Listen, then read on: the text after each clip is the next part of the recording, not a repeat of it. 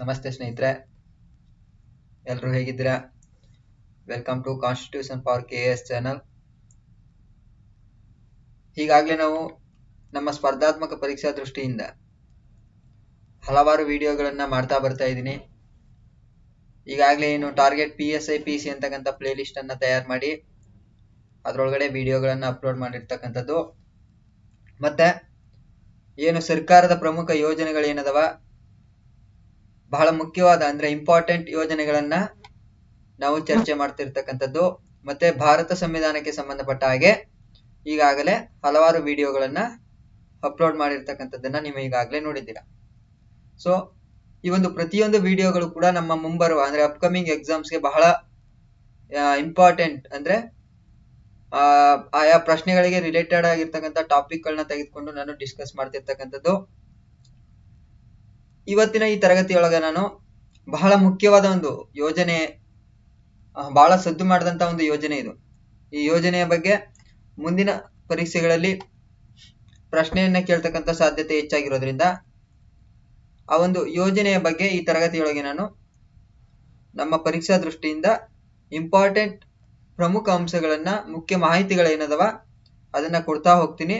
ಅದನ್ನ ನೀವು ಒಂದ್ ಕಡೆ ಪಾಯಿಂಟ್ ಮಾಡ್ಕೊಳ್ಳಿಕ್ ಸಾಧ್ಯ ಇರಬೇಕು. ಮತ್ತೆ ಯಾರು ಹೊಸದಾಗಿ ನನ್ನ ಚಾನಲ್ ಅನ್ನ ನೋಡ್ತಾ ಇದ್ರಿ, constitution for KAS YouTube channel ಅನ್ನ ಯಾರು ಮೊದಲ ಬಾರಿಗೆ ನೋಡ್ತಾ ಇದ್ರಿ, ಸ್ನೇಹಿತರು ಮರಿದೆ ಸಬ್ಸ್ಕ್ರೈಬ್ ಆಗ್ಬೇಕು. ಮತ್ತೆ ಬೆಲ್ ಬಟನ್ ಅನ್ನ ಕ್ಲಿಕ್ ಮಾಡೋದ್ರ ಮುಖಾಂತರ ನಾನು ವಿಡಿಯೋನ ಅಪ್ಲೋಡ್ ಮಾಡಿದ ತಕ್ಷಣ ನೋಟಿಫಿಕೇಶನ್ ನ ಪಡ್ಕೊಳ್ಳಿಕ್ಕೆ ಸಾಧ್ಯವಾಗಿರ್ಬೇಕು.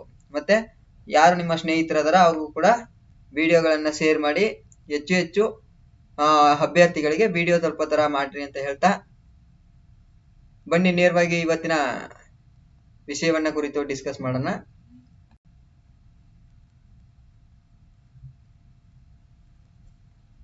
ವಿಷಯಕ್ಕೆ ನೇರವಾಗಿ ಹೋಗೋದಕ್ಕಿಂತ ಮೊದಲು ಈ ಒಂದು ಪ್ರಧಾನಮಂತ್ರಿ ಜನ್ ಆರೋಗ್ಯ ಯೋಜನಾ ಅಂದ್ರೆ ಏನು ನಾವು ಆಯುಷ್ಮಾನ್ ಭಾರತ್ ಅಂತ ಕರಿತೀವಿ,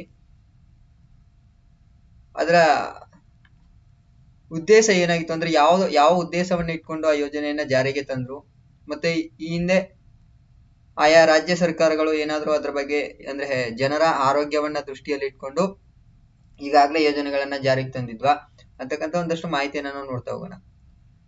ಈ ಪ್ರಧಾನ ಮಂತ್ರಿ ಜನ ಆರೋಗ್ಯ ಯೋಜನೆ ಅಥವಾ ಆಯುಷ್ಮಾನ್ ಭಾರತ್ ಅಂತಕ್ಕಂಥ ಯೋಜನೆ ಬಹಳ ದೊಡ್ಡದಾದಂತ ಒಂದು ಆರೋಗ್ಯ ವಿಮಾ ಯೋಜನೆ ಇದು. ಅಂದ್ರೆ ಇದು ವಿಮೆಗೆ ಸಂಬಂಧಪಟ್ಟಂತ ಯೋಜನೆ ಆಗಿರ್ತದೆ. ಈ ಯೋಜನೆ ಬರುವುದಕ್ಕಿಂತ ಮೊದಲು ಹಲವಾರು ರಾಜ್ಯಗಳು ತಮ್ಮದೇ ಆದ ಆರೋಗ್ಯ ಕ್ಷೇತ್ರಕ್ಕೆ ಸಂಬಂಧಪಟ್ಟ ಯೋಜನೆಗಳನ್ನ ರೂಪಿಸಿರ್ತವ. ಆದ್ರ ಅದನ್ನು ಕೂಡ ಕೆಲವೊಂದಷ್ಟು ಪ್ಲಾನಿಂಗ್ಸ್ ಗಳನ್ನ ಮರ್ಜ್ ಮಾಡಿಕೊಂಡು ಈ ಯೋಜನೆಯನ್ನ ಭಾರತ ಸರ್ಕಾರ ಜಾರಿಗೆ ತಂದಿರತಕ್ಕಂಥದ್ದು. ಮತ್ತೆ ಈ ಒಂದು ಯೋಜನೆ ಏನೇನು ಸ್ಕೀಮ್ಗಳನ್ನ ಒಳಗೊಂಡದ, ಮತ್ತೆ ಯಾವ ರೀತಿಯ ಕುಟುಂಬಗಳನ್ನ ಒಳಗೊಂಡದ, ಮತ್ತೆ ಯಾವ ಇಲಾಖೆ ಇದನ್ನ ಮೇಂಟೈನ್ ಮಾಡ್ತದ, ಯಾವ ಪ್ರಾಧಿಕಾರಕ್ಕೆ ಇದನ್ನ ವಹಿಸಿಕೊಡ್ಲಾಗಿದೆ ಅಂತಕ್ಕಂಥ ಒಂದಷ್ಟು ಮಾಹಿತಿಯನ್ನ ನಾವು ನಮ್ಮ ಪರೀಕ್ಷಾ ದೃಷ್ಟಿಯಿಂದ ನೋಡ್ತಾ ಹೋಗೋಣ ಸ್ನೇಹಿತರೆ. ಅದನ್ನ ನೀವು ಬರ್ಕೊಳ್ಳಿಕ್ಕೆ ಸಾಧ್ಯ ಆಗಿರ್ಬೇಕು.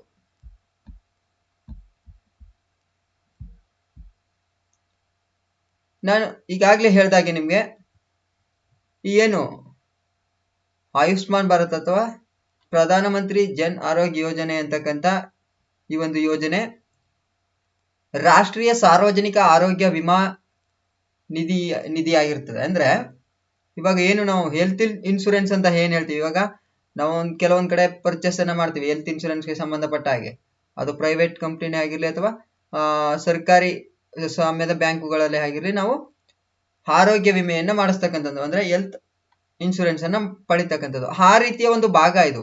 ಅಂದ್ರೆ ನಾವು ಯಾವುದೇ ಹಣವನ್ನು ಇಲ್ಲಿಗೆ ಕಟ್ಟುವಂತ ಅವಶ್ಯಕತೆ ಇಲ್ಲ. ಬಟ್ ಗೌರ್ನಮೆಂಟೇ ನಮಗೆ ಇಂತಿಷ್ಟು ಹಣ ಅಂದ್ರೆ ಒಬ್ಬ ರೋಗಿಗೆ ಇಂತಿಷ್ಟು ಹಣ ಅಂತಕ್ಕಂಥ ಒಂದು ಯೋಜನೆಯನ್ನ ಜಾರಿಗೆ ತಂತಿರ್ತಕ್ಕಂಥದ್ದು. ಇದು ಪೂರ್ಣ ಪ್ರಮಾಣದಲ್ಲಿ ರಾಷ್ಟ್ರೀಯ ಸಾರ್ವಜನಿಕ ಆರೋಗ್ಯ ವಿಮಾ ನಿಧಿ ಆಗಿರ್ತಕ್ಕಂಥದ್ದು. ಮತ್ತೆ ಏನು ಕಡಿಮೆ ಆದಾಯ ಗಳಿಸುವ ಜನರಿರ್ತಾರ, ಈಗ ಕೂಲಿ ಕಾರ್ಮಿಕರಿರ್ತಾರ, ಹೌದಾ, ವಲಸೆ ಕಾರ್ಮಿಕರಿರ್ತಾರ, ಮತ್ತೆ ರೈತರಿರ್ತಾರ, ಸಣ್ಣ ಭೂ ಹಿಡುವಳಿದಾರರಿರ್ತಾರ, ಈ ರೀತಿಯ ಹಲವಾರು ಕಡಿಮೆ ಆದಾಯವನ್ನ ಒಳಗೊಂಡಿರ್ತಕ್ಕಂಥ ಜನರ ಆರೋಗ್ಯವನ್ನ ದೃಷ್ಟಿಯಾಗಿ ಇಟ್ಕೊಂಡು ಈ ಆರೋಗ್ಯ ವಿಮೆಯನ್ನ ಒದಗಿಸಿರ್ತಕ್ಕಂಥದ್ದು. ಅಂದ್ರೆ ಉಚಿತವಾಗಿ ಒದಗಿಸುವ ಗುರಿಯನ್ನ ಹೊಂದಿರತಕ್ಕಂಥದ್ದು. ಕಡಿಮೆ ಆದಾಯವನ್ನ ಯಾರು ಹೊಂದಿದ್ದಾರೋ ಅವ್ರಿಗೆ ಆರೋಗ್ಯ ವಿಮೆಯನ್ನ ಉಚಿತವಾಗಿ ಒದಗಿಸುವ ಗುರಿಯನ್ನ ಈ ಒಂದು ಯೋಜನೆ ಒಳಗೊಂಡಿರ್ತಕ್ಕಂಥದ್ದು. ನೆನಪಿರ್ಲಿ, ಕಡಿಮೆ ಆದಾಯ ಅಂತಕ್ಕಂಥದ್ದು ಬಹಳ ಮುಖ್ಯವಾದ ವಿಚಾರ ಇಲ್ಲಿ. ಮತ್ತ ಇದನ್ನ ಯಾವಾಗ ಪ್ರಾರಂಭ ಮಾಡ್ಲಾಗ್ತಪ್ಪ ಅಂತ ನಾವು ನೋಡ್ತಾ ಹೋಗೋದಾದ್ರೆ ಸೆಪ್ಟೆಂಬರ್ 23, 2018ರಲ್ಲಿ ಇದನ್ನ ಪ್ರಾರಂಭ ಮಾಡ್ಲಾಗ್ತದೆ ಸ್ನೇಹಿತರೆ. ಯಾವಾಗ? ಸೆಪ್ಟೆಂಬರ್ 23, 2018ರಲ್ಲಿ ಇದನ್ನ ಪ್ರಾರಂಭ ಮಾಡ್ಲಾಗ್ತದೆ. ಇದು ಭಾರತ ಸರ್ಕಾರದ ರಾಷ್ಟ್ರೀಯ ಆರೋಗ್ಯ ನೀತಿ, ಭಾರತ ಸರ್ಕಾರದ ರಾಷ್ಟ್ರೀಯ ಆರೋಗ್ಯ ನೀತಿಯ ಒಂದು ಭಾಗ ಆಗಿರ್ತದೆ. ಅಂದ್ರೆ ಇವಾಗ ಏನು ನಮ್ಮ ಸರ್ಕಾರಗಳು ಆರೋಗ್ಯಕ್ಕೆ ಸಂಬಂಧಪಟ್ಟ ಹಾಗೆ, ಅಂದ್ರೆ ನಮ್ಮ ಸ್ಥಳೀಯ ಏನು ನಿವಾಸಿಗಳಿರ್ತಾರ, ಅಂದ್ರ ಭಾರತದ ಪ್ರಜೆಗಳೇನಾದ್ರ ಅವರ ಆರೋಗ್ಯವನ್ನ ದೃಷ್ಟಿಯಲ್ಲಿ ಇಟ್ಕೊಂಡು ಕೆಲವೊಂದು ನೀತಿ ನಿರೂಪಣೆಗಳನ್ನ ಆಗಾಗ ಜಾರಿಗೆ ತರ್ತಕ್ಕಂಥದ್ದು. ಸೊ ಈ ಒಂದು ಏನು ಯೋಜನೆ ಅದ, ಇದು ಭಾರತ ಸರ್ಕಾರದ ರಾಷ್ಟ್ರೀಯ ಆರೋಗ್ಯ ನೀತಿಯ ಒಂದು ಭಾಗವಾಗಿದೆ ಅಂತಕ್ಕಂಥದ್ದು ಇಲ್ಲಿ ಬಹಳ ಮುಖ್ಯವಾಗಿ ನಾವು ಗಮನಿಸಬೇಕಾಗಿರ್ತಕ್ಕಂಥದ್ದು. ಮತ್ತೆ ನಾವು ಈ ಮುಂದಿನ ಪಾಯಿಂಟ್ ಅನ್ನ ನೋಡ್ತಾ ಹೋಗೋದಾದ್ರೆ, ಈ ಒಂದು ಪ್ರಧಾನಮಂತ್ರಿ ಜನ್ ಆರೋಗ್ಯ ಯೋಜನೆ ಅಥವಾ ಆಯುಷ್ಮಾನ್ ಭಾರತ್ ಅಂತ ನಾವ್ ಏನ್ ಕರಿತಾ ಹೋಗ್ತೀವಿ, ಈ ಕಾರ್ಯಕ್ರಮವನ್ನ ಯಾರಪ್ಪ ನಿರ್ವಹಣೆ ಮಾಡ್ತಾರೆ ಅಂದ್ರೆ, ಯಾವ ಒಂದು ಪ್ರಾಧಿಕಾರ ಇದನ್ನ ನೋಡ್ಕೊಳ್ತದೆ ಅಂತ ನಾವು ನೋಡೋದಾದ್ರೆ ರಾಷ್ಟ್ರೀಯ ಆರೋಗ್ಯ ಪ್ರಾಧಿಕಾರ ಅಂತಕ್ಕಂಥದ್ದನ್ನ ಸ್ಥಾಪನೆ ಮಾಡ್ಲಾಗ್ತದೆ. ಯಾವ ಉದ್ದೇಶವನ್ನ ಇಟ್ಕೊಂಡಪ್ಪ ಅಂದ್ರೆ, ಈ ಒಂದು ಕಾರ್ಯಕ್ರಮವನ್ನ ಏನು PMJAY ಅಂತ ಏನು ಈ ಕಾರ್ಯಕ್ರಮ ಇದೆ, ಇದರ ನಿರ್ವಹಣೆಯನ್ನ ಮಾಡ್ಲಿಕ್ಕೋಸ್ಕರ, ಅಂದ್ರೆ ಎಷ್ಟರ ಮಟ್ಟಿಗೆ ಈ ಒಂದು ಯೋಜನೆ ಸಕ್ಸಸ್ ಆಗ್ತಾ ಇದೆ, ಇದ್ರಲ್ಲಿರ್ತಕ್ಕಂಥ ಕೊರತೆಗಳೇನು, ಇನ್ನು ಏನಾದ್ರೂ ಇಂಪ್ಲಿಮೆಂಟ್ ಮಾಡ್ಬೇಕಾಗಿರತಕ್ಕಂಥ ಕೆಲಸ ಕಾರ್ಯಗಳಿದಾವ ಅಂತಕ್ಕಂಥ ಒಂದು ನಿರ್ವಹಣೆ ಮಾಡ್ತಕ್ಕಂಥ ಕೆಲಸವನ್ನ ಯಾವ್ದು ಮಾಡ್ತಾ ಹೋಗ್ತದೆ, ಈ ಒಂದು ರಾಷ್ಟ್ರೀಯ ಪ್ರಾಧಿಕಾರ ಮಾಡ್ತಾ ಹೋಗ್ತದೆ. ಆ ರಾಷ್ಟ್ರೀಯ ಆರೋಗ್ಯ ಪ್ರಾಧಿಕಾರದ ಬಗ್ಗೆ ನಾನು ನಿಮ್ಗೆ ಮುಂದಿನ ವಿಡಿಯೋದಲ್ಲಿ ಹೇಳ್ತಾ ಹೋಗ್ತೀನಿ. ಆ ರಾಷ್ಟ್ರೀಯ ಆರೋಗ್ಯ ಪ್ರಾಧಿಕಾರದೊಳಗ ಎಷ್ಟು ಜನ ಸದಸ್ಯರಿರ್ತಾರ, ಎಷ್ಟು ಜನ ಅಧ್ಯಕ್ಷರಿರ್ತಾರ, ಮತ್ತೆ ಆ ಸದಸ್ಯರನ್ನ ಯಾರು ನೇಮಕ ಮಾಡ್ತಾರ, ಅದೇನಾದ್ರೂ ಸಂವಿಧಾನಾತ್ಮಕ ಸಂಸ್ಥೆ ಆಗಿದೆಯಾ ಅಥವಾ ಶಾಸನಬದ್ಧ ಸಂಸ್ಥೆ ಆಗಿದೆಯಾ, ಈ ರೀತಿ ಆ ರಾಷ್ಟ್ರೀಯ ಆರೋಗ್ಯ ಪ್ರಾಧಿಕಾರಕ್ಕೆ ಸಂಬಂಧಪಟ್ಟ ಹಾಗೆ ನಾನ್ ನಿಮ್ಗೆ ಮುಂದಿನ ವಿಡಿಯೋಗಳಲ್ಲಿ ಎಕ್ಸ್ಪ್ಲೈನ್ ಕೊಡ್ತಾ ಹೋಗ್ತಕ್ಕಂಥದ್ದು. ಯಾಕಪ್ಪ ಅಂದ್ರೆ ಈಗ ರಾಷ್ಟ್ರೀಯ ಆರೋಗ್ಯ ಪ್ರಾಧಿಕಾರ ಅಂತಕ್ಕಂಥ ಪ್ರಾಧಿಕಾರ ಈ ಒಂದು ಯೋಜನೆಯೊಳಗೆ ಕಾಣಿಸ್ಕೊಂಡಿದೆ ಅಂದ್ರೆ ಮುಂದಿನ ದಿನಗಳಲ್ಲಿ ಅದ್ರ ಬಗ್ಗೆ ಪ್ರಶ್ನೆಯನ್ನ ಕೇಳ್ತಕ್ಕಂಥ ಸಾಧ್ಯತೆ ಇರ್ತದೆ ಸ್ನೇಹಿತರೆ. ಮತ್ತೆ ಈ ಒಂದು ಯೋಜನೆ ಕೇಂದ್ರ ಪ್ರಾಯೋಜಿತ ಯೋಜನೆಯಾಗಿರ್ತದೆ. ಅಂದ್ರೆ ಕೇಂದ್ರ ಸರ್ಕಾರ ಈ ಯೋಜನೆಯನ್ನ ಪ್ರಾಯೋಜಕತ್ವವನ್ನ ವಹಿಸ್ಕೊಂಡಿರ್ತಕ್ಕಂಥದ್ದು. ಮತ್ತೆ ಈ ಒಂದು ಯೋಜನೆಗೆ ಕೇವಲ ಕೇಂದ್ರ ಸರ್ಕಾರದಿಂದ ಮಾತ್ರ ಹಣವನ್ನ ನೀಡಲಾಗುವುದಿಲ್ಲ, ಬದಲಿಗೆ ಕೇಂದ್ರ ಸರ್ಕಾರ ಮತ್ತು ರಾಜ್ಯ ಸರ್ಕಾರಗಳು ಎರಡು ಏನದವ, ಎರಡೂ ಕೂಡ ಒಟ್ಟಾಗಿ ಹಣವನ್ನ ಈ ಒಂದು ಯೋಜನೆಗೆ ನೀಡ್ತಕ್ಕಂಥದ್ದು. ಮತ್ತೆ ಈ ಒಂದು ನಮ್ಮ ಏನು ಈ ಆಯುಷ್ಮಾನ್ ಭಾರತ್ ಅಥವಾ ಪ್ರಧಾನಮಂತ್ರಿ ಜನ್ ಆರೋಗ್ಯ ಯೋಜನೆ ಅಂತ ಏನ್ ನಾನು ಹೇಳಿದೆ, ಇದು ವಿಶ್ವದ ಅತಿ ದೊಡ್ಡ ಸರ್ಕಾರಿ ಪ್ರಾಯೋಜಿತ ಆರೋಗ್ಯ ಕಾರ್ಯಕ್ರಮವಾಗಿರ್ತದೆ. ವಿಶ್ವದ ಇತರೆ ರಾಷ್ಟ್ರಗಳಲ್ಲಿ ಹೋಲಿಕೆಯನ್ನ ಮಾಡ್ಕೊಂಡ್ರೆ ಏನು ನಮ್ಮ ಭಾರತ ಸರ್ಕಾರ ಜಾರಿಗೆ ತಂದಂತ ಪ್ರಧಾನಮಂತ್ರಿ ಜನ್ ಆರೋಗ್ಯ ಯೋಜನೆ ಏನದ, ಇದು ವಿಶ್ವದ ಅತಿ ದೊಡ್ಡ ಸರ್ಕಾರ ಪ್ರಾಯೋಜಿತ ಆರೋಗ್ಯ ಕಾರ್ಯಕ್ರಮವಾಗಿ ಗುರುತಿಸಿಕೊಂಡಿರ್ತಕ್ಕಂಥದ್ದು ಸ್ನೇಹಿತರೆ.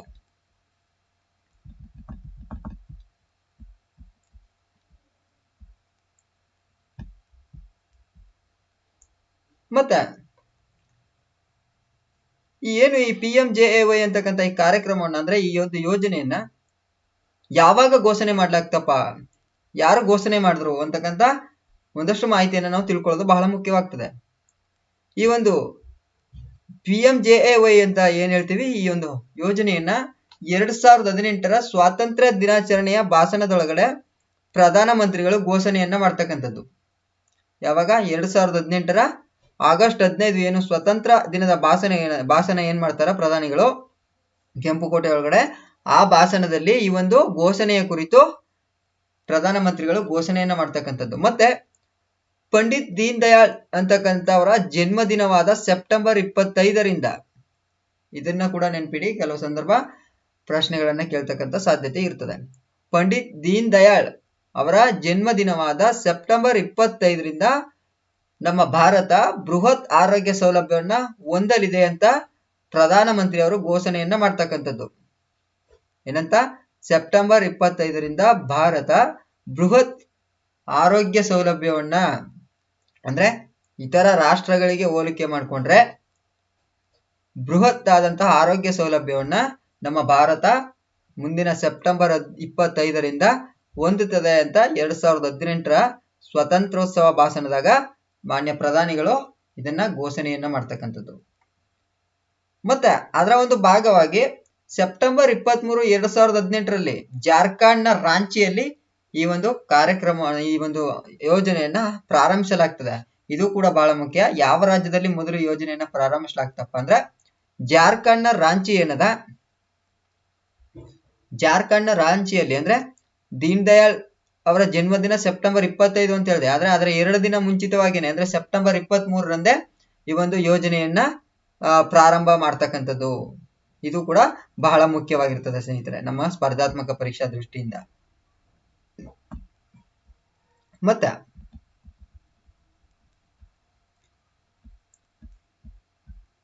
ಏನು ಈ ಒಂದು ಯೋಜನೆಗೆ ಸಂಬಂಧಪಟ್ಟಾಗ ಇನ್ನೇನಾದ್ರೂ ವಿಶೇಷತೆಗಳಿದಾವಪ್ಪ ಅಂತ ನಾವು ನೋಡ್ತಾ ಹೋಗೋದಾದ್ರೆ, ಈ ಯೋಜನೆಯ ವಿಶೇಷತೆ ಪ್ರಮುಖವಾಗಿ ಏನು ಅಂದ್ರೆ 10 ಕೋಟಿ ಕುಟುಂಬ ಅಥವಾ ಏನು ಭಾರತದಾದ್ಯಂತ 10 ಕೋಟಿ ಕುಟುಂಬ ಅಥವಾ 50 ಕೋಟಿ ಭಾರತೀಯರಿಗೆ ಹೆಚ್ಚು ಕಡಿಮೆ 50% ಅಂದ್ರೆ 40ರಿಂದ 45% ಮಂದಿಗೆ ಈ ಒಂದು ಯೋಜನೆಯ ಆರೋಗ್ಯ ರಕ್ಷಣೆಯನ್ನ ಒದಗಿಸ್ತಕ್ಕಂತ ಕೆಲಸವನ್ನ ಮಾಡಬೇಕು ಅಂತಕ್ಕಂತ ಉದ್ದೇಶವನ್ನ ಇದು ಇಟ್ಕೊಂಡಿರ್ತಕ್ಕಂಥದ್ದು. ಯಾವುದು ಈ ಯೋಜನೆ? ಪ್ರಧಾನ ಮಂತ್ರಿ ಜನ ಆರೋಗ್ಯ ಯೋಜನೆ ಅಂತ ನಾನು ಏನ್ ಹೇಳಿದೆ. ಈ ಯೋಜನೆಯ ಗುರಿ ಏನಪ್ಪಾ ಅಂದ್ರೆ 50 ಕೋಟಿ ಭಾರತೀಯರಿಗೆ ಆರೋಗ್ಯ ರಕ್ಷಣೆಯನ್ನ ಒದಗಿಸುವ ಗುರಿಯನ್ನ ಹೊಂದಿರತಕ್ಕಂಥದ್ದು. ಯಾಕಪ್ಪ ಈ ಒಂದು ಗುರಿಯನ್ನ ಹೊಂದಿದೆ ಅಂದ್ರೆ ನೀತಿ ಆಯೋಗ ಒಂದು ರಿಪೋರ್ಟ್ ಅನ್ನ ನೀಡುತ್ತೆ. 2017ರಲ್ಲೇನೋ ರಿಪೋರ್ಟ್ ಅನ್ನು ನೀಡುತ್ತೆ. ಏನಂತ ಅಂದ್ರೆ ಏನು ಈ ಕಡಿಮೆ ಆದಾಯವನ್ನ ಗಳಿಸ್ತಕ್ಕಂಥ ಜನರು ಅತಿ ಹೆಚ್ಚಿನ ಪ್ರಮಾಣದಲ್ಲಿ ತಮ್ಮ ಆರೋಗ್ಯಕ್ಕೆ ಸಂಬಂಧಪಟ್ಟ ವಿಚಾರಗಳಿಗೋಸ್ಕರನೇ ತಮ್ಮ ಆದಾಯದ ಬಹುಪಾಲನ್ನ ಖರ್ಚು ಮಾಡ್ತಕ್ಕಂಥದ್ದು. ಆದ್ದರಿಂದನೇ ಅವರು ಸಾಲದ ಸುಳಿಯಲ್ಲಿ ಸಿಕ್ಕೊಂಡಿರ್ತಕ್ಕಂಥದ್ದು ಅಂತ ವರದಿಯನ್ನ ನೀತಿ ಆಯೋಗ ಬಿಡುಗಡೆ ಮಾಡ್ತದೆ. ಸೊ ಆ ಒಂದು ಇದನ್ನ ಏನು ಆ ನೀತಿ ಆಯೋಗ ಬಿಡುಗಡೆ ಮಾಡಿದಂತ ಒಂದು ರಿಪೋರ್ಟ್ ಅನ್ನ ದೃಷ್ಟಿಯಲ್ಲಿ ಇಟ್ಕೊಂಡು ಈ ಆರೋಗ್ಯ ರಕ್ಷಣೆ ಅಂತಕ್ಕಂಥದ್ದು ಪ್ರತಿಯೊಬ್ಬ ಕಡಿಮೆ ಆದಾಯನ ಹೊಂದಿರತಕ್ಕಂತ ವ್ಯಕ್ತಿಗೂ ಕೂಡ ತಲುಪಬೇಕು ಅಂತಕ್ಕಂತ ಆಲೋಚನೆಯನ್ನ ಇಟ್ಕೊಂಡು ಯೋಜನೆಯನ್ನ ಜಾರಿಗೆ ತರ್ತಕ್ಕಂಥದ್ದು. ಮತ್ತೆ ಈ ಒಂದು ಯೋಜನೆಗೆ ಸಂಬಂಧಪಟ್ಟಾಗ ಚಿಕಿತ್ಸೆಗಳು ಯಾವ ಆಸ್ಪತ್ರೆಗಳು ಅಂದ್ರೆ ಕೇವಲ ಸರ್ಕಾರಿ ಆಸ್ಪತ್ರೆಗಳಲ್ಲಿ ದೊರೆತವ ಅಥವಾ ಖಾಸಗಿ ಆಸ್ಪತ್ರೆಗಳಲ್ಲೂ ಕೂಡ ದೊರೀತವ ಅಂತ ನಾವು ನೋಡೋದಾದ್ರೆ ಸಾರ್ವಜನಿಕ ಮತ್ತು ಖಾಸಗಿ ಎರಡೂ ಆಸ್ಪತ್ರೆಗಳಲ್ಲೂ ಕೂಡ ವೈದ್ಯಕೀಯ ಚಿಕಿತ್ಸೆ ದೊರೀತದೆ. ಅಂದ್ರೆ ಖಾಸಗಿ ಆಸ್ಪತ್ರೆಗಳು ಎಲ್ಲವೂ ಕೂಡ ಈ ಒಂದು ಯೋಜನೆ ಒಳಗಡೆ ನೋಂದಾವಣಿಯನ್ನ ಮಾಡ್ಕೊಂಡಿರೋದಿಲ್ಲ. ಯಾಕಪ್ಪ ಅಂದ್ರೆ ಸರ್ಕಾರ ಪ್ರಾಯೋಜಿತವಾದಂತಹ ಒಂದು ಯೋಜನೆ ಆಗಿರೋದ್ರಿಂದ ನಮಗೆ ಅಂದುಕೊಂಡ ಮಟ್ಟಿಗೆ ಆದಾಯ ಬರೋದಿಲ್ಲ ಅಂತಕ್ಕಂಥ ಉದ್ದೇಶದಿಂದ ಕೆಲವೊಂದು ಖಾಸಗಿ ಆಸ್ಪತ್ರೆಗಳು ಈ ಯೋಜನೆಗೆ ಪಾಲುದಾರರಾಗಲಿಕ್ಕೆ ನಿರಾಕರಿಸಿರ್ತಕ್ಕಂಥದ್ದು. ಮತ್ತೆ ಕೆಲವು ಆಸ್ಪತ್ರೆಗಳು ಸ್ವಯಂ ಪ್ರೇರಿತರಾಗಿ ಈ ಯೋಜನೆ ಒಳಗಡೆ ಜಾಯಿನ್ ಆಗಿರ್ತಕ್ಕಂಥದ್ದು. ಮತ್ತೆ ಈ ಒಂದು ಯೋಜನೆಯ ಮುಖಾಂತರ ಕುಟುಂಬಕ್ಕೆ ಅಂದ್ರೆ ಪ್ರತಿ ಕುಟುಂಬಕ್ಕೆ ವರ್ಷಕ್ಕೆ 5 ಲಕ್ಷ ರಕ್ಷಣೆಯನ್ನ ಒದಗಿಸ್ತಕ್ಕಂಥ ಅಂದ್ರೆ ಚಿಕಿತ್ಸಾ ವೆಚ್ಚವನ್ನ ಭರಿಸ್ತಕ್ಕಂಥ ಒಂದು ಯೋಜನೆ ಇದಾಗಿರ್ತದೆ. ಅಂದ್ರೆ ಪ್ರತಿ ಕುಟುಂಬಕ್ಕೆ ವಾರ್ಷಿಕ 5 ಲಕ್ಷವನ್ನ ಅವರ ಚಿಕಿತ್ಸಾ ವೆಚ್ಚಕ್ಕಾಗಿ ಭರಿಸ್ತಕ್ಕಂಥ ಒಂದು ಗುರಿಯನ್ನ ಈ ಯೋಜನೆ ಹೊಂದಿರತಕ್ಕಂಥದ್ದು. ಮತ್ತೆ ನಗದು ರಹಿತ ಮತ್ತು ಪೇಪರ್ಲೆಸ್ ರೆಕಾರ್ಡಿಂಗ್ಗೆ ಆದ್ಯತೆಯನ್ನ ನೀಡಿರ್ತಕ್ಕಂಥದ್ದು. ಅಂದ್ರೆ ಕ್ಯಾಶ್ಲೆಸ್ ಮತ್ತೆ ಪೇಪರ್ಲೆಸ್ ಎಲ್ಲವೂ ಕೂಡ ಆನ್ಲೈನ್ ಅಲ್ಲೇ ಆಗ್ತಕ್ಕಂಥದ್ದು. ಇವಾಗ ಏನು ಒಬ್ಬ ವ್ಯಕ್ತಿ ಇವಾಗ ಅನಾರೋಗ್ಯದಿಂದ ಆಸ್ಪತ್ರೆಗೆ ದಾಖಲಾಗಿದ್ದಾನೆ ಅಂದ್ರೆ ಅವನ ನೋಂದಣಿ ಪ್ರಕ್ರಿಯೆ ಎಲ್ಲವೂ ಕೂಡ ಡಿಜಿಟಲ್ ರೂಪದಲ್ಲೇ ನಡೀತಕ್ಕಂಥದ್ದು. ಮತ್ತೆ ಅವ್ರಿಗೆ ಏನು ಈ ಒಂದು ಈ PMGAY ಇದರ ಒಂದು ಸದಸ್ಯರ ಅಂದ್ರೆ ನೋಂದಣಿಯನ್ನು ಆಗಿದ್ದಾರಪ್ಪ ಅಂದ್ರೆ ಅವರಿಗೆ ಪೂರ್ಣ ಪ್ರಮಾಣದ ಹಣ ಏನಿದೆ ಅಂದ್ರೆ ನಗದು ಏನಿದೆ ಅದು ಕ್ಯಾಶ್ಲೆಸ್ ರೂಪದಲ್ಲಿ ಅಂದ್ರೆ ಅವರಿಗೆ ಪೂರ್ಣ ಪ್ರಮಾಣದಲ್ಲಿ ಡಿಜಿಟಲ್ ಮಾದರಿಯಲ್ಲೇ ಟ್ರಾನ್ಸಾಕ್ಷನ್ ಆಗಿ ಆ ಆಸ್ಪತ್ರೆಯ ಇದಕ್ಕೆ ಹೋಗ್ತಕ್ಕಂಥದ್ದು ಅಂದ್ರೆ ಅಕೌಂಟ್ಗೆ ಹಣವನ್ನ ಸರ್ಕಾರ ಜಮಾ ಮಾಡ್ತಕ್ಕಂಥದ್ದು. ಸೊ ಈ ರೀತಿಯ ಒಂದು ವಿಶೇಷತೆಗಳನ್ನ ಈ ಯೋಜನೆ ಒಳಗೊಂಡಿರ್ತಕ್ಕಂಥದ್ದು ಸ್ನೇಹಿತರೆ.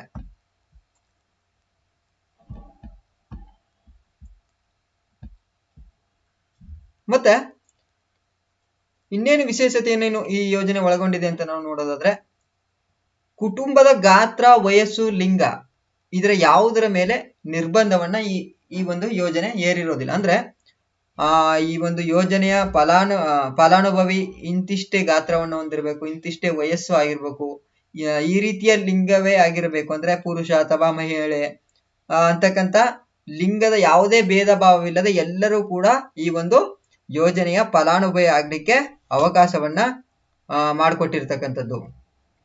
ಮತ್ತೆ ಈ ಯೋಜನೆ ಬರೋದಕ್ಕಿಂತ ಮೊದಲು, ಅಂದ್ರೆ 2018 ಯೋಜನೆ ಏನ್ ಬರ್ತದ, ಈ ಯೋಜನೆ ಬರೋದಕ್ಕಿಂತ ಮೊದಲು ಯಾವುದಾದ್ರೂ ವೈದ್ಯಕೀಯಕ್ಕೆ ಸಂಬಂಧಪಟ್ಟ ಇದ್ವಪ್ಪ ಅಂದ್ರೆ ಫಲಾನುಭವಿಗೆ ಆ ಒಂದು ವೈದ್ಯಕೀಯ ಪರಿಸ್ಥಿತಿಗಳು ಕೂಡ ಈ ಯೋಜನೆಯ ಅಡಿಯಲ್ಲಿ ಬರ್ತವ.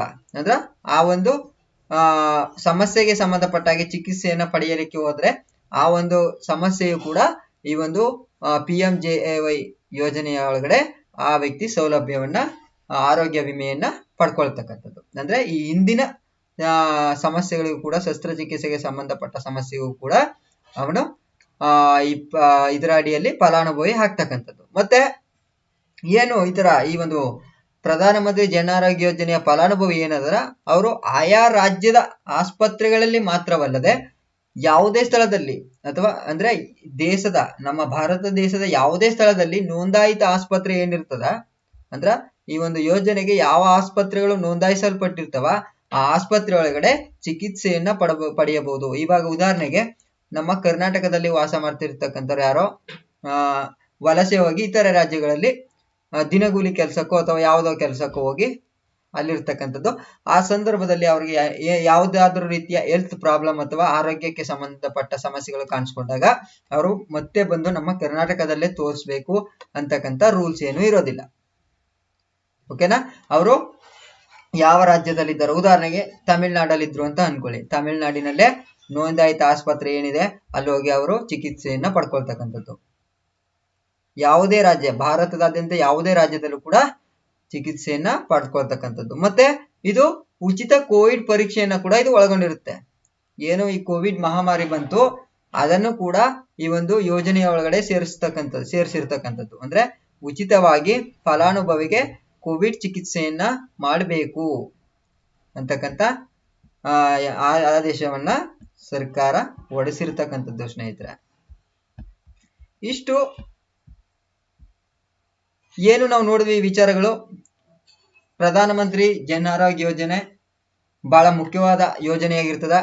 ಇದು ಯಾಕಪ್ಪ ಬಹಳ ಮುಖ್ಯವಾದ ಯೋಜನೆ ಆಗಿರ್ತದ ಅಂದ್ರೆ, ಈಗ ನಾನು ಈ ಪಾಯಿಂಟ್ಗಳಲ್ಲಿ ಹೇಳಿದಾಗೆ ವಿಶ್ವದ ಅತಿ ದೊಡ್ಡ ಆರೋಗ್ಯ ವಿಮಾ ಯೋಜನೆ ಇದಾಗಿರ್ತಕ್ಕಂಥದ್ದು. ಅಂದ್ರೆ ಸರ್ಕಾರಿ ಪ್ರಾಯೋಜಿತ ಯೋಜನೆ ಆಗಿರೋದ್ರಿಂದ ಬಹಳ ಮುಖ್ಯವಾಗಿರ್ತದ.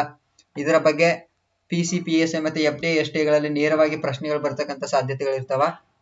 ಮತ್ತೆ KS ಗೆ ಸಂಬಂಧಪಟ್ಟ ಹಾಗೆ ಇವಾಗ ನೀವು SA ಯನ್ನ ಬರಿಬೇಕಾದ್ರೆ ಮಾನವ ಅಭಿವೃದ್ಧಿ ಬಗ್ಗೆ ಕುರಿತು ಪ್ರಶ್ನೆಯನ್ನು ಕೇಳಿದಾಗ ಅಥವಾ ಮಾನವ ಕಲ್ಯಾಣದ ಬಗ್ಗೆ ಪ್ರಶ್ನೆಯನ್ನು ಕೇಳಿದಾಗ ಸರ್ಕಾರ ಕೈಗೊಂಡಿರ್ತಕ್ಕಂಥ ಕಾರ್ಯಕ್ರಮಗಳ ಬಗ್ಗೆ ನೀವು ಬರಿಬೇಕಾದ್ರೆ ಈ ಒಂದು ಯೋಜನೆಗಳ ಬಗ್ಗೆ ನೀವು ಕೀ ಪಾಯಿಂಟ್ಸ್ ಗಳನ್ನ ಮಾಡ್ಲಿಕ್ಕೆ ಸಾಧ್ಯ ಆಗಿರ್ಬೇಕು. ಆವಾಗ ನಿಮ್ಗೆ ಅಂಕಗಳು ಹೆಚ್ಚಿನ ಪ್ರಮಾಣದಲ್ಲಿ ನೀಡ್ತಕ್ಕಂಥದ್ದು. ಯಾಕಪ್ಪ ಅಂದ್ರೆ ಪ್ರತಿಯೊಂದು ಕೀ ಪಾಯಿಂಟ್ಗಳು ಬಹಳ ಮುಖ್ಯವಾಗಿರ್ತವ.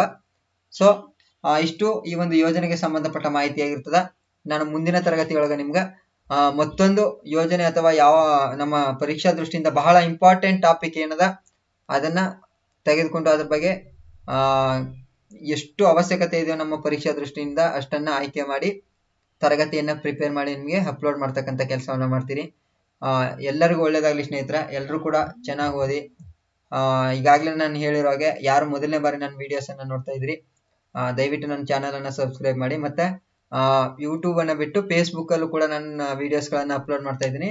ಕಾನ್ಸ್ಟಿಟ್ಯೂಷನ್ ಫಾರ್ KS ಅಂತಕ್ಕಂಥ ಪೇಜ್ ನೊಳಗಡೆ ನಾನು ವಿಡಿಯೋಸ್ ಗಳನ್ನ ಅಪ್ಲೋಡ್ ಮಾಡ್ತಿರ್ತಕ್ಕಂಥದ್ದು. ಸೊ ಯಾರು ಫೇಸ್ಬುಕ್ ಅಲ್ಲಿ ಇದ್ದೀರಾ ಅವರು ಆ ಒಂದು ಚಾನಲ್ ಅನ್ನ ಅಂದ್ರೆ ಆ ಒಂದು ಪೇಜ್ ಅನ್ನ ಫಾಲೋ ಮಾಡೋಕೆ ಸಾಧ್ಯ ಆಗಿರ್ಬೇಕು. ಅಲ್ಲೂ ಕೂಡ ನೀವು ಈ ಒಂದು ವಿಡಿಯೋಗಳನ್ನ ನೋಡ್ಬೋದು. ಮುಂದಿನ ದಿನಗಳಲ್ಲಿ ಅತಿ ಶೀಘ್ರದಲ್ಲೇ 16,000 ಟೀಚರ್ಸ್ ಅಂದ್ರೆ ಶಿಕ್ಷಕರ ಹುದ್ದೆ ಮತ್ತೆ 12,000 ರಿಂದ 13,000ಕ್ಕೂ ಹೆಚ್ಚು PC ಹುದ್ದೆಗಳು ಅಂದ್ರೆ ಪೊಲೀಸ್ ಪೇದೆ ಹುದ್ದೆಗಳು ಕಾಲ್ ಫಾರ್ ಆಗ್ತಕ್ಕಂಥ ಸಾಧ್ಯತೆ ಇದೆ ಅಂತ ಮುಖ್ಯಮಂತ್ರಿಗಳು ಘೋಷಣೆ ಮಾಡಿರ್ತಕ್ಕಂಥದ್ದು. ಸೊ ನಿಮ್ಮ ಅಧ್ಯಯನವನ್ನ ಚುರುಕುಗೊಳಿಸ್ರಿ. ಅದರಲ್ಲೂ PC ಅಭ್ಯರ್ಥಿಗಳು ಸಿಕ್ಕ ಅವಕಾಶವನ್ನ ಮಿಸ್ ಮಾಡ್ಕೊಳ್ಬೇಡ್ರಿ. ಯಾಕೆಂದ್ರೆ ನಮ್ಮ ಸರ್ಕಾರಿ ನೌಕರಿ ಪಡಿಬೇಕು ಅಂತ ಆಸೆ ಇರೋರು ಅತಿ ಸರಳವಾಗಿ ಪಡ್ಕೊಳ್ಬಹುದಾದಂತ ಒಂದು ಹುದ್ದೆ PC ಹುದ್ದೆ ಆಗಿರ್ತದ. ದಯವಿಟ್ಟು ಸರಿಯಾದ ರೀತಿಯಲ್ಲಿ ಎಫರ್ಟ್ ಅನ್ನ ಹಾಕ್ರಿ. ನಿಮ್ಮ ಎಫರ್ಟ್ಗೆ ನನ್ನದೊಂದು ಸಣ್ಣ ಮಾರ್ಗದರ್ಶನ ಯಾವಾಗ್ಲೂ ಇದ್ದೇ ಇರ್ತದ. ಎಲ್ಲರಿಗೂ ಒಳ್ಳೇದಾಗ್ಲಿ. ಆಲ್ ದ ಬೆಸ್ಟ್ ಸ್ನೇಹಿತರೆ. Read well, do well.